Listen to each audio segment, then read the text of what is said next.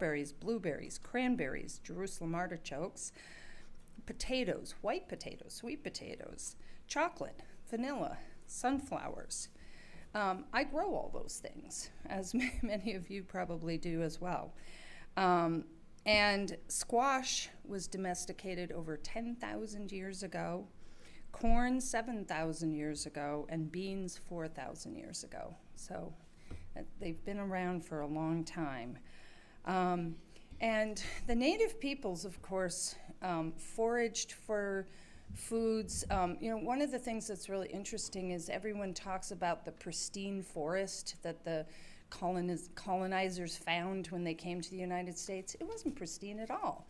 The native peoples were planting and promoting walnuts and beech nuts, beech trees and hazelnuts. They were the forest, and they were promoting fire, to clear things and let things regrow. So the natives were really affecting the environment and what plants grew there well before the colonizers came to the United States. But of course, with the horrendous colonization and how we treated the native peoples, they lost a lot of their foodways and are now working to get that back.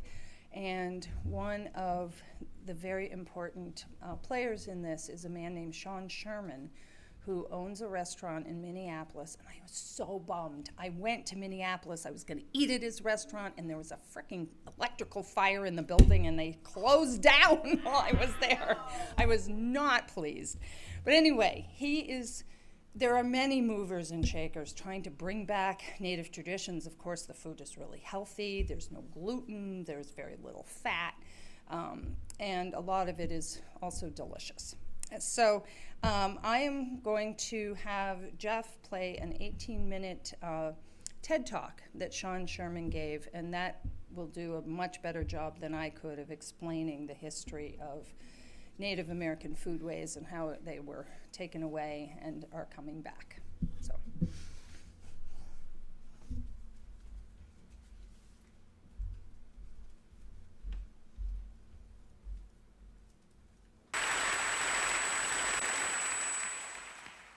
Hi there, my name is... There is actually an Indigenous restaurant within driving distance. It's called Sly Fox 2, and it's in Rhode Island. I had dinner with I had dinner with a friend of mine in Denver at a Indigenous taco bar. It was delicious. I had smoked bison. Bison. Yep. And you want to just unplug that thing? No, there's too many wires. Is that okay now? Ooh, there we go.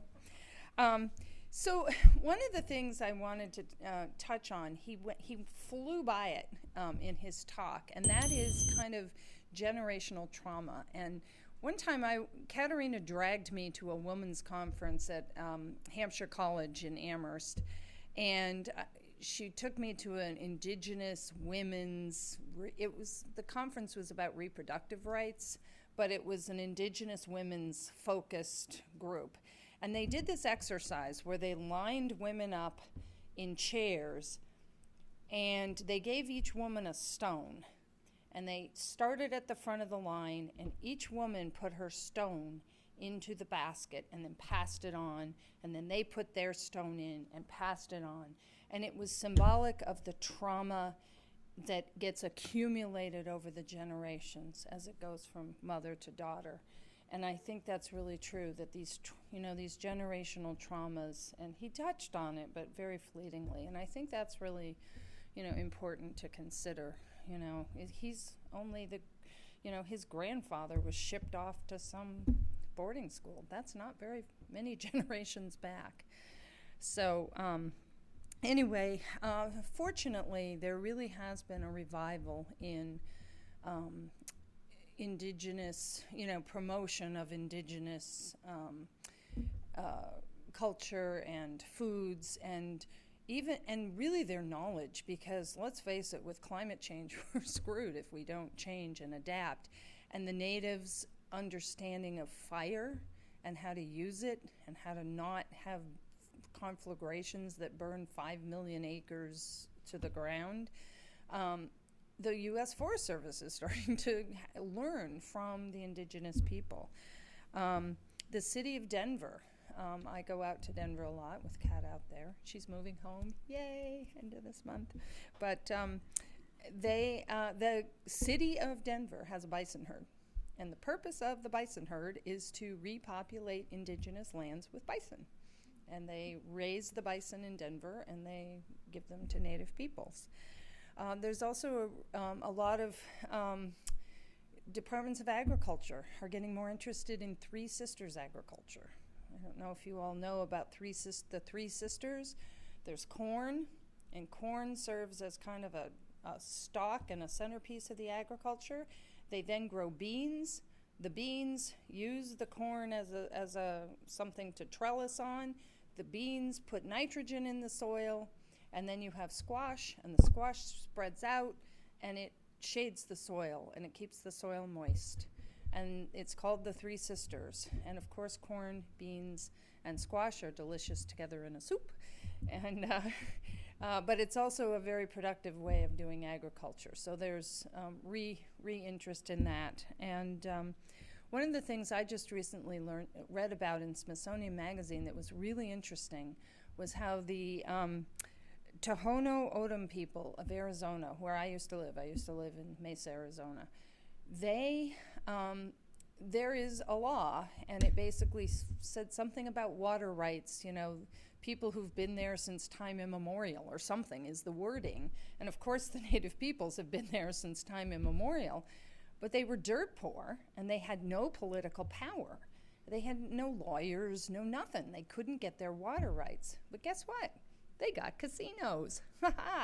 So they hired high-powered lawyers, and what they are doing is there's been a lot of archaeology. They know the roots of the old irrigation system of their ancestors, and they're following those same irrigation routes, and they have got water again, and they are starting agriculture again in the desert. So yay. Anyway, I will just finish up. I know there's some other things in between, but just to talk about the foods that I've made for you today. These are not foods necessarily that native peoples would have made. They didn't make cookies, probably didn't make rice pudding. But everything over there I have made with ingredients that the native peoples would have been very familiar with. The sweetener is all maple syrup from the Kowalski farm out in western New York. And there's some cookies that have corn flour and brown rice flour, and they have sunflower butter and walnuts. I used English, not the native. But then there's wild rice pudding, and it has blueberries from my garden. And then there's a mixture of seeds and nuts. There's pumpkin seeds, sunflower seeds, pecans, and walnuts, and they have maple sugar, and they've been caramelized. So, and then I'm going to go get, the native peoples didn't have apples. They had crab apples, which would have made a lousy cider, so I brought some of Brian's homemade apple cider for you all to try. And thanks.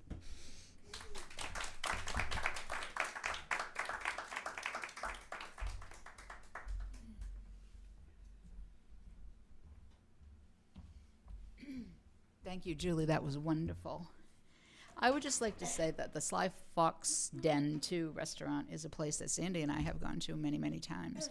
And the chef owner, Sherry Pocknett, just won. She's the first Indigenous person to win the James Beard Award for chef. And the food there is just out of this world. And it's in Charlestown, Rhode Island. And it's just a hop, skip, and a jump away from the Tamaqua Museum, which is also a really great place to visit. So it's a nice road trip, if anyone's interested. It's Narragansett. She's Wampanoag. Yep, but the museum is Narragansett. And it's beautiful down there, so it's a nice trip.